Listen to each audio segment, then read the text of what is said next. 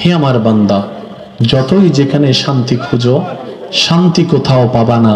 শান্তিদাতা আমি রব। আল্লাহ তুমি কাকে শান্তি দাও? রব বলে যে আমার কথা মতে, আমার নবীর কথা মতে জীবন সাজাবে, সে আগুনের মধ্যে পড়লেও তাকে আমি আল্লাহ শান্তির ব্যবস্থা করে দিব। সুবহানাল্লাহ। যার অন্তর আমার প্রেম, আমার নবীর প্রেম দ্বারা আলোকিত থাকবে, তার ঘরের ছাদের উপর যদি ছাদও না থাকে, বৃষ্টির পানি পড়ে, রোদ দিয়ে শুকায়, অন্তরে শান্তির ব্যবস্থা আমি করে দিব। রব বলে কেমন শান্তি ব্যবস্থা করে দিব? তোমরা এক্সাম্পল, উদাহরণ হিসেবে দেখতে যদি চাও, কারবালার ময়দানে ইমাম হুসাইনকে দেখো। সুবহানাল্লাহ। শেষ ভালো যার, সব ভালো তার, জোরে জোরে বলতে হবে সুবহানাল্লাহ। কারবালার ময়দানে ইমাম হুসাইনের জীবনীটা দেখো। তৃষ্ণার্ত অবস্থায়, চতুর্দিকে পানি বন্ধ, কিন্তু ইমাম হুসাইনের চেহারার মধ্যে প্রশান্তির হাসি লেগেছিল, প্রশান্তির হাসি লেগেছিল। সুবহানাল্লাহ বলবেন না? জবানের মধ্যে আলহামদুলিল্লাহ ছিল, অন্তরের মধ্যে ধৈর্য ছিল। নিজের ভাইস্তা শহীদ হতে দেখেছে, তারপরও ঘাবড়ায় যায় নাই। পরিবারের উপর অত্যাচার হতে দেখেছে, তারপরও ঘাবড়ায় যায় নাই। এমনকি নিজের 6 মাসের বাচ্চাকে শাহাদাত হতে দেখেছে, বাপ হয়ে ঘাবড়ায় যায় নাই, অস্থির হয় নাই, অধৈর্য হয় নাই, শুকরিয়া হারা হয় নাই। এমন শান্তিতে ছিল, সব কিছুকে পিছনে ফেলে নামাজ আদায় করতে দাঁড়িয়ে গিয়েছে, নামাজ আদায় করতে দাঁড়িয়ে গিয়েছে। Can you imagine that? চতুর্দিকে হামলা, মাঝখানে নামাজ পড়ার ইচ্ছা জাগবে তো জাগবে কেন? আর নামাজ পড়ার ইচ্ছা জাগলেও এত স্লোলি তো নামাজ পড়া যাবে না, কারণ গাড়ি ছুড়ে যাওয়ার ভয়ে আমরা 5G গতিতে নামাজ পড়ি, 5G গতিতে নামাজ পড়ি, 5G গতিতে নামাজ পড়ি। আর এখানে তীরের হামলা, উনি নামাজে নিয়ত করছেন তো করছেন, করতেই আছে, করতেই আছে, করতে আছে, করতে আছে। এজিদ বাহিনী বলে কিভাবে সম্ভব? পানি বন্ধ করে দিলাম, হোসেনকে আমরা দমাতে পারলাম না। বর্ষা নিক্ষেপ করলাম, হোসেনকে দমাতে পারলাম না। চেহারার দিকে তাকাইয়ে দেখি ওর সেটা আনন্দের আর কেউ নাই। ইমাম হোসেন ডাক দিয়ে বলে, আরে যে অন্তরে শান্তি পাওয়া যায়, ওই অন্তরে তো আমি দুনিয়া রাখি নাই, লোভ রাখি নাই, সম্পদ রাখি নাই, স্ত্রী রাখি নাই, পুত্র রাখি নাই, ধন রাখি নাই, দৌলত রাখি নাই। ওই অন্তরে তো আমার রবকে রেখেছি, রবকে রেখেছি, রবকে রেখেছি।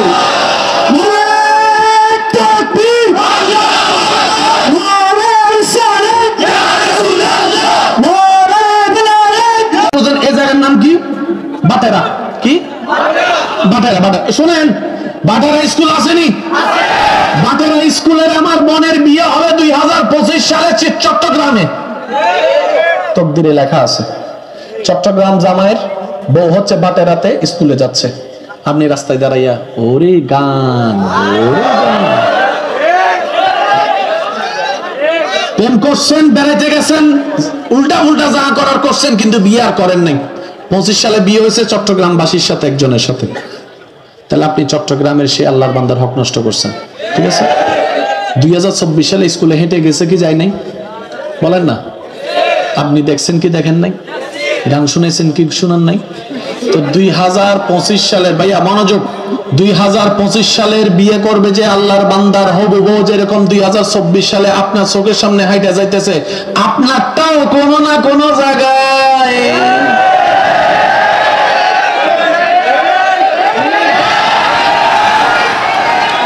এদিকে আপনি একদিকে হামলা করলেন, মনে করলেন আমার কোনো লস নাই, বিয়ে করবো না, last money just for enjoy. একই মতো অন্য জায়গায় বরিশালে আপনার বউটারে আরেকজনে। হিসাব কি?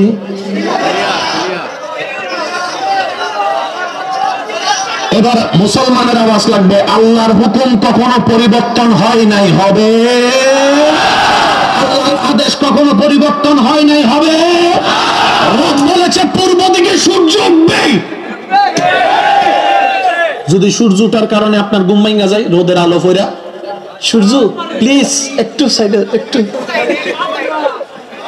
সূর্য বলবো যে তোর রুম বুড়া, আর না হয় জানালায় পর্দা লাগা, আমি লড়ব।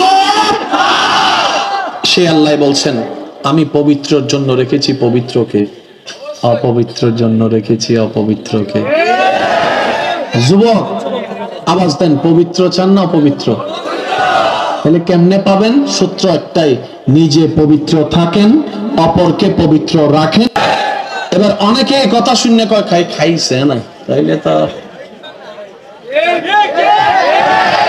আমি অনেকের চেহারার মধ্যে মলিনতা দেখছি। কি আমার কথা কষ্ট পাচ্ছেন?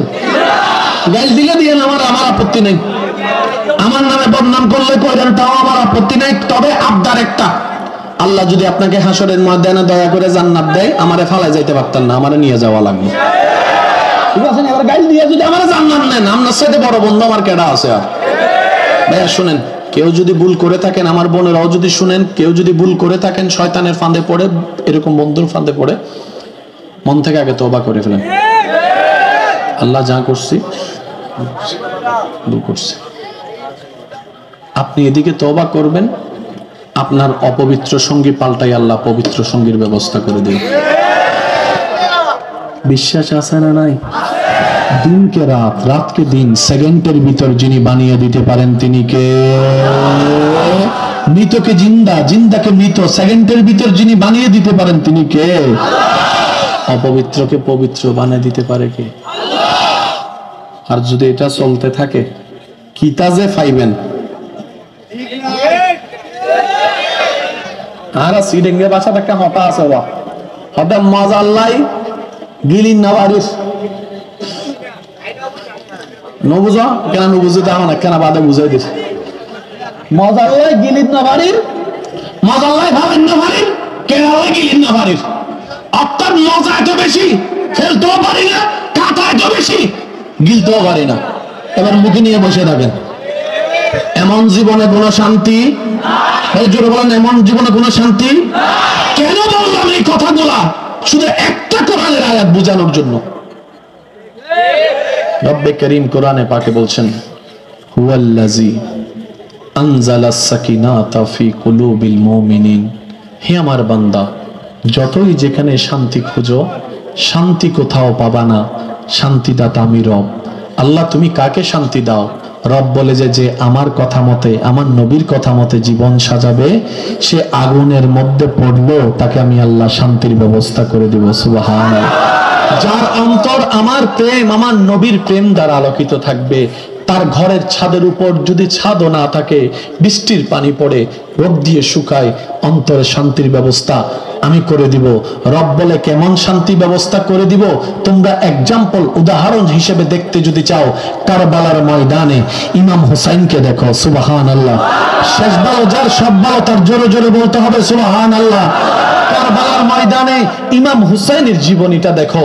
তৃষ্ণার্ত অবস্থায়, চতুর্দিকে পানি বন্ধ, কিন্তু ইমাম হুসাইনের চেহারার মধ্যে প্রশান্তির হাসি লেগেছিল, প্রশান্তির হাসি লেগেছিল। সুবহানাল্লাহ বলবেন না?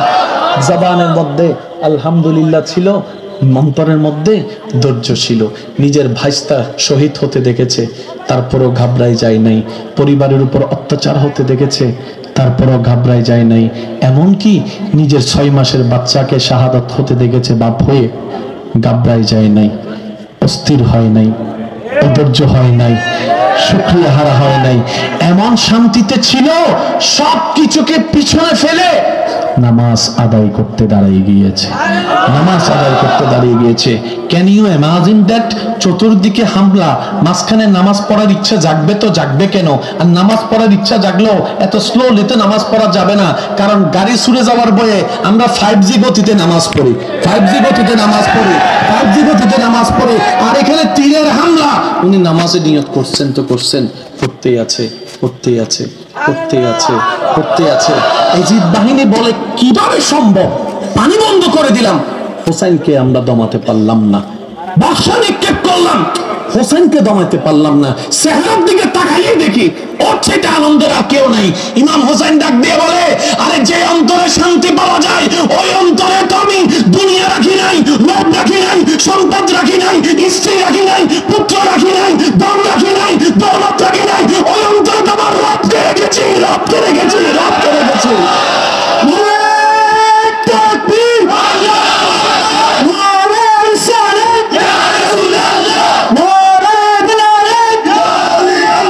বলেন না ভাইয়া? শরীরের শক্তিটাকে আল্লাহ কত সুন্দর ডিজাইন করেছেন, কেমনে বুঝাই আপনাদেরকে, একটু খেয়াল করবেন। একটা পয়েন্ট, দ্বিতীয় পয়েন্ট, তৃতীয় পয়েন্ট, চতুর্থ পয়েন্ট, পঞ্চম পয়েন্ট, ষষ্ঠ পয়েন্ট, সপ্তম পয়েন্ট। পয়েন্ট কটা বলছি? এবার আমি টিস্যু আলগাবো। প্রেশারটা কোথায় লাগতেছে আপনারা একটু বললেন। এখানে কোনো প্রেশার? এবার এটা দেখেন, এখানে কিন্তু কোনো প্রেশার, বুঝলে উত্তর দিন। এখানে কোনো প্রেশার। এবার এটা আলগান,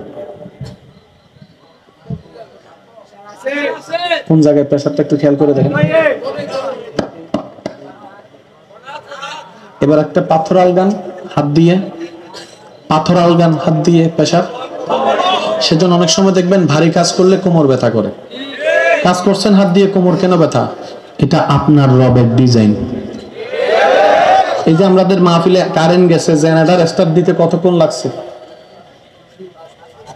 কিন্তু আল্লাহ দিয়ে জেনারেটর অটোমেটিকের আগে স্টার্ট হয়ে যায়। আপনি আপনার মতো কাজ করতে থাকবেন, অটোমেটিক। এটা যদি কভার দিতে না পারে এটা স্টার্ট, এটা যদি কভার দিতে না পারে এটা স্টার্ট, এটা যদি কভার দিতে না পারে এটা স্টার্ট, এটা যদি কভার দিতে না পারে এটা স্টার্ট, এটা যদি কভার দিতে না পারে এটা স্টার্ট।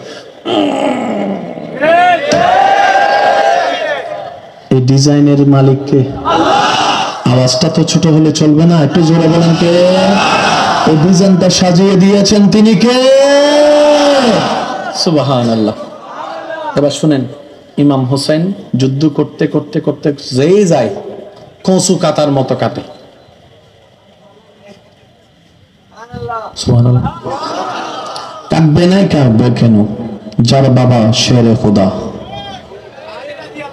সুবহানাল্লাহ বলেন না। যার মা খাতুনে জান্নাত, যার নানা রাহমাতুল লিল আলামিন, যার বড় ভাই সৈয়দুশ শাবাব আহলিল জান্নাহ, যার হাতে তলোয়ার জুলফিকার। জোর সে কহো ইয়ার সুবহানাল্লাহ। এক শক্তি দেহের গেল, আর এক শক্তি ঈমানের। ইমাম হোসেন যে শক্তি নিয়ে যুদ্ধ করেছেন এটা দেখেন না। আর আপনারা জানেন ঈমানের শক্তির সামনে কোন শক্তি, যখন তারা দেখছে কোনোভাবেই ওনাকে আয়ত্ত করতে পারছি, তখন যখন ওই নামাজের সময় হয়েছে, উনি বলেন তোরাও মুসলমান, আমি তো মুসলমান, যুদ্ধ চলছে, চলবে নামাজটা। তারা কয় হ ঠিক আছে, বিরতি নামাজের। উনি দাঁড়ায় গেছে রবের দরবারে। একজনে কয় হোসাইন যদি সালাম ফিরায়, বুঝাইতে পারতেছি না মনে হয় কথাটা। ওরা বলছে হোসাইন যদি সালাম ফিরায় আবার মাঠে নামে তো কি করন? তারা ওনাকে উঠতে দেওয়া যাবে না, সেজন্য ওনার গর্দান কাটা হয়েছে। আপনারা শুনেন, গর্দান কাটা, গর্দান কাটা, গর্দান কাটা। গর্দান কোন অবস্থায় কাটে? যদি মাথা থাকে সিজদাতে, তখনই তো গর্দান কাটে। ইমাম হুসাইন সিজদা অবস্থায় গর্দান কেটেছে তারা। আর ইমাম হুসাইন দেখাই দিল, ও নবীর উম্মতেরা, যে অবস্থায় থাকো না কেন, সিজদাটা রবের দরবারে দিও, সিজদাটা রবের দরবারে। সুবহানাল্লাহ বলবেন। নামাজটা তুমি ছাইরো না, নামাজটা তুমি ধরে রাখো, যাই তোমার কিছু হোক, তুমি শুধু রবকে খুশি করে চলার চেষ্টা করো। হাসরের ময়দানে তুমি গেলে তোমার রব তোমাকে খুশি করে দিবে। সিস্টেম এটাই। শেষ কথা বলে বিদায় নিচ্ছি। কেন আপনি ধৈর্য ধরবেন? উত্তর একটাই, আমার রবকে খুশি করার জন্য। সুবহানাল্লাহ। কেন আপনি নামাজ পড়বেন? রবকে খুশি করার জন্য। কেন আপনি রোজা রাখবেন? রবকে খুশি করার জন্য। মা বাবা যদি বকাও দেয়, চুপ করে নিচের দিকে আদব নিয়ে তাকায় থাকবেন। কেন? রবকে খুশি করার জন্য। ছোটদেরকে স্নেহ করে বুকে কেন আগলায় রাখবেন? রবকে খুশি করার জন্য। বড়কে কেন সম্মান করছেন? আমার রবকে খুশি করার জন্য। তৃষ্ণার্তকে পানি কেন দিচ্ছেন? রবকে খুশি করার জন্য। স্ত্রীর উপর হাত তুলছেন না কেন? রবকে খুশি করার জন্য। স্বামীর হক এত সুন্দরভাবে কেন আদায় করছেন? রবকে খুশি করার জন্য। ছেলের বউকে নিজের মেয়ের মতো কেন আদর করছেন? রবকে খুশি করার জন্য। স্বামীর মা শাশুড়িকে কেন নিজের মার মতো ভালোবাসছেন? রবকে খুশি করার জন্য। কেন তিন বাচ্চার মাথায় হাত বুলাই দিচ্ছেন? রবকে খুশি করার জন্য। রব বলে যে বান্দা তোদের কাছে একটাই, এই দুনিয়ার অল্প বিষয় তুলে দিলাম, তুই দুনিয়াতে জানিয়ে পাস, আমাকে খুশি করে আয়। হাসরে তুই যখন একা হবি, আমি রব রবকে খুশি করে দিন। আর জান্নাত কে পাবে জানেন? এক কথাই মনে রাখবেন, রব যার উপর খুশি হবে, শুনি না, রব যার উপর খুশি হবে, এখানে আর কোনো ঝগড়া, এখানে আর কোনো ঠেলাঠেলি। এবার আপনার কাছে আপনার রবকে খুশি করা। এই খুশি করার জন্য কিছু আমলের দরকার নেই, ওই আমলটার নিয়মটার নামে শরীয়ত। ঝগড়ার কিছু নাই তো। দেখেন, কেউ নামাজ দিয়ে খুশি করতেছে, তার উপর আল্লাহ রোজা দিয়ে খুশি হচ্ছে। কেউ বা দান করছে, এটা দেখে আল্লাহ খুশি হয়ে যাচ্ছে। মনে রাখবেন আমার ইমানদার ভাই, আপনার জীবনে দেওয়া 1000টা সিজদার ভিতরে যদি রবের কাছে একটা সিজদা কবুল হয়ে যায়, ওই একটা সিজদাই আপনার জন্য জান্নাতে যাওয়ার কারণ হয়ে যাবে। কয়টা সিজদা? জোরে বলেন কয়টা? এই একটা। কেন জানেন? এই এলাকায় মসজিদের জন্য সবাই টাকা দিচ্ছে, একজনে দিল 10 লাখ টাকা। সবাই আপনারা শুনে কিটা কইবেন? কথা কয় না, সবাই তো এটাই বলে, নাম কইয়া ফাটাইলে। আরেকজনের সামর্থ্য নাই কিন্তু মন আছে দেওয়ার, 2টা টাকা দিছে। একজনে জিজ্ঞেস করে, তোর 2 টাকা তো কেউ নামও কইতো না? কয়, আমি জানি কেউ আমার নাম বলবে না, কিন্তু যিনি দেখার উনি তো দেখবে, বাস যথেষ্ট। এবার আমি আপনাকে প্রশ্ন করি, আপনি যে রবকে বিশ্বাস করেন সেই রবের কাছে কবুল কোনটা বেশি হওয়ার পার্সেন্টেজ বেশি, 10 লাখ নাকি 2? শেষ বলো, যা সব বলো তো একটু জোর দিলে বলেন, 10 নাকি 2? কিরে, কোথায় 10 কোথায় 2? তখন আমার ভাই বলবে, আমরা যে রবের গোলামি করি সে রব কত সংখ্যা সেটা দেখে না, কোয়ালিটি দেখে। কে রবের জন্য দিল থেকে করেছে সেটা দেখে। তো সেই জন্য আমি অনুরোধ করে বলি, দেখেন আমরা ভুলের রাজ্যের মানুষ, শয়তানের চতুর্দিকে আমাদের প্রভাব, আমরা সব সময় পারি না খুশি মনে রবকে সিজদা দিতে। তো সেজন্য অন্তত সপ্তাহে একটা শুকরিয়া সিজদা রাখবেন। আমার আবদার, একটা দিন 10টা মিনিট, একটা 5টা মিনিট শুধু রবের দরবারে, কোনো কারণ নাই, ডাইরেক্ট সিজদা যাবেন, আল্লাহ তোমার দরবারে লক্ষ কোটি শুকরিয়া, বাস এতটুকু। এই সিজদাটাও আপনার কাল হাসরের ময়দানে নাজাতের জরিয়া হয়ে যাবে। এই এলাকায় যতগুলা মামলা আছে, আমি জানি না এই এলাকা সম্পর্কে, তারপরে বলছি মিলে কিনা দেখেন। সবচেয়ে বেশি মামলা হচ্ছে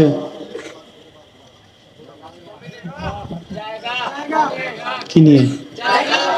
ভাই ভাইয়ের চেহারা দেখছে না, একজন আরেকজনের বিয়েতে যাচ্ছে না, এক বউ আরেক বউয়ের সাথে কথা বলে না। ঠিক আছে, আপনারা ঝগড়া করুন, মামলা দিন, আপনার বাবার টাকা আপনার নিজের টাকা, আমরা বলার কে?